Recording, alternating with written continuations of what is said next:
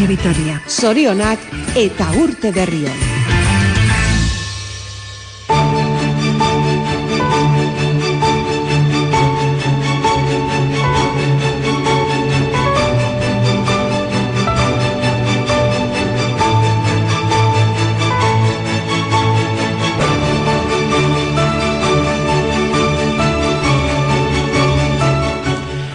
...27 minutos pasan de las 11 de la mañana y estamos a 28 de diciembre, el día 28, siempre relacionado con la fiesta de los Santos Inocentes.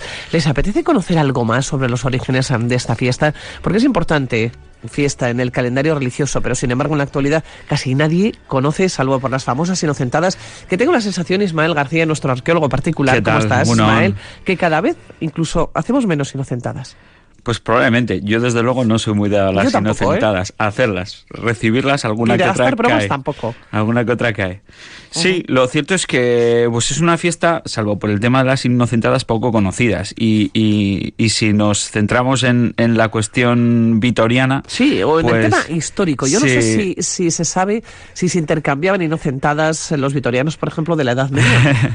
La verdad es que no lo sé, ya me gustaría. Mucho me temo que la documentación que ha llegado a nuestros días no es tan explícita como para alcanzar esos saberlo, curiosos, ¿no? Detalles de la vida cotidiana, ¿no?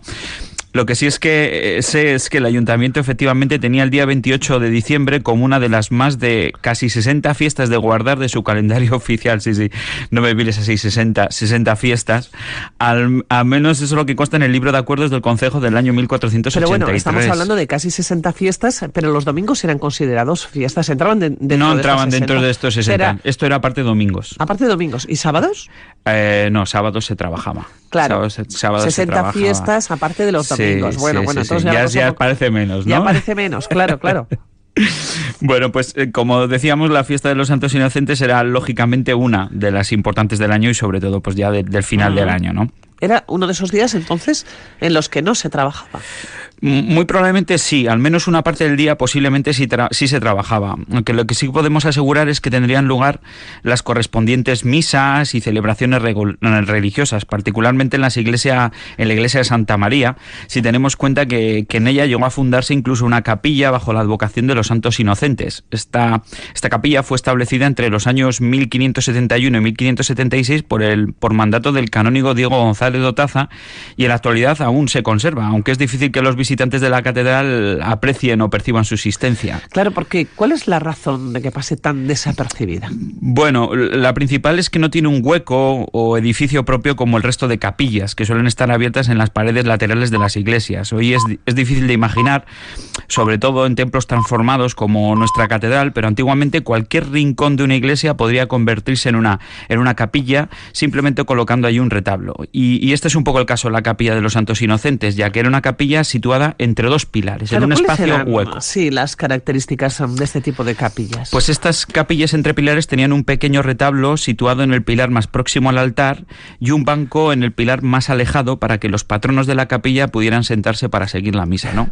Bueno, los patronos de la capilla siempre estaban en primera fila. Estaban en la mejor posición, para eso pagaban. Eran los que efectivamente para los que eso pagaban, el dinero, ¿no? que pagaban sus buenos dineros.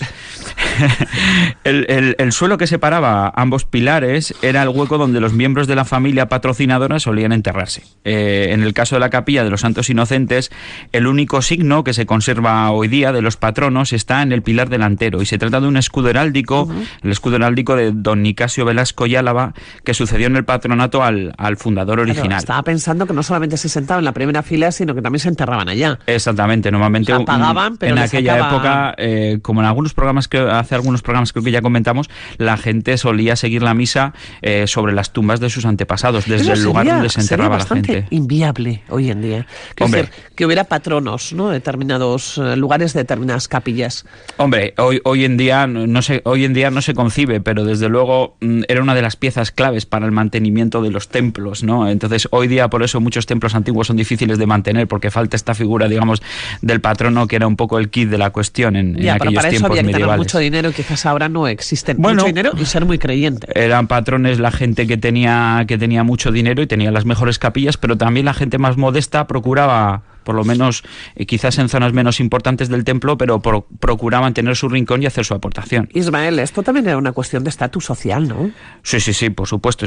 En todo lo que tiene que ver, hay que pensar que el templo es el lugar por excelencia donde la sociedad se encuentra en las épocas de antiguo régimen, ¿no? Entonces es un lugar donde uno saca lo mejor que tiene para demostrar, bueno, pues que tiene un estatus y que está por encima de los demás. Claro, y eso no sería muy diferente, o no habrá sido muy diferente aquí en Vitoria que en el resto de pueblos alaveses o en capitales vecinas. Es decir, esto se repetiría, las costumbres no serían muy diferentes en la Edad Media. No, estas costumbres son iguales, vamos a decir, en toda la Europa cristiana y hasta la llegada del protestantismo, en que en aquellos países que se convirtieron al protestantismo, pues cambiaron, digamos, un poco las costumbres. Pero lo que es en nuestro entorno inmediato, hables de grandes capitales o hables de aldeas, exactamente lo mismo, ¿no? Pasaría exactamente igual. Volvemos a los Santos Inocentes y a esta fiesta. ¿No existen otros elementos, por ejemplo, que tengan que ver con la fiesta de los Santos Inocentes en la catedral? Lo cierto es que sí, fundamentalmente hay uno que es incluso más antiguo que la capilla de la que acabamos de hablar. Para verlo simplemente tenemos que dirigirnos al pórtico.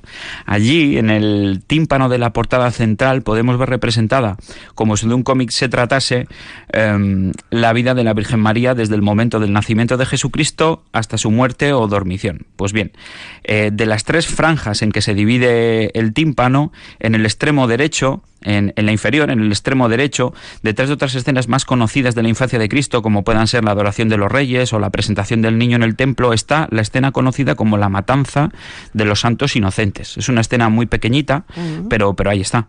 Has dicho que esta escena es incluso más antigua. ¿De qué fecha estamos hablando? Pues fíjate que hablamos de mediados del siglo XIV, que es cuando se construyó esta parte del pórtico de Santa María, de la catedral en realidad. Ya sabes que, bueno, pues esos templos llevan mucho tiempo el construirlos y aunque se empezó en el siglo XIII, pues en el siglo XIV todavía se estaba construyendo el pórtico. La escena no ocupa mucho espacio, pero contiene lo esencial y es muy descriptiva. Verás, a un lado podemos ver un hombre de larga barba, con toga y gesto serio, que está sentado en un trono y sosteniendo una espada. Este sería Herodes Antipas. Mientras arrodillada frente a él, una mujer pide clemencia para su pequeño bebé que está siendo descuartizada. La imagen es bastante explícita. Si alguno de nuestros oyentes tiene la oportunidad de acercarse, ya verá que la imagen es bastante explícita porque pero tengo la sensación que nos tenemos que fijar, tenemos que ir a verlo, ¿no? Sí, hay que ir a verlo y hay que fijarse mucho en el detalle. Ya digo, en el tímpano central del pórtico de Santa María, en la franja inferior, la escena que está situada más a la derecha, ¿no? Y es pequeñita. Igual lo que mejor se distingue es a ese soldado que trabaja para Herodes, al que vemos sosteniendo a un niño cabeza abajo desde un pie, mientras que con la otra mano emplea su espada para cortarlo por la mitad, ¿no? Y la verdad es que se ve bastante explícito cómo le está cortando. Hay que pensar además que, bueno, hoy estas imágenes las vemos sin pintar, sin policromía. Vemos la piedra, pero en la Edad Media estaban todas pintadas. Entonces, normalmente procuraban ser escenas realistas. Yo me imagino que incluso aquí habría... ¿Es más realista pintado, cromado, por ejemplo, que lo que es la piedra? Hoy estamos muy poco acostumbrados a ver la piedra policromada, incluso no nos gusta, pero hay que pensar que desde los templos griegos, desde el Partenón hasta ya las catedrales medievales, etcétera, todo en absoluto estaba pintado. Lo que pasa es que las pinturas se conservan mal.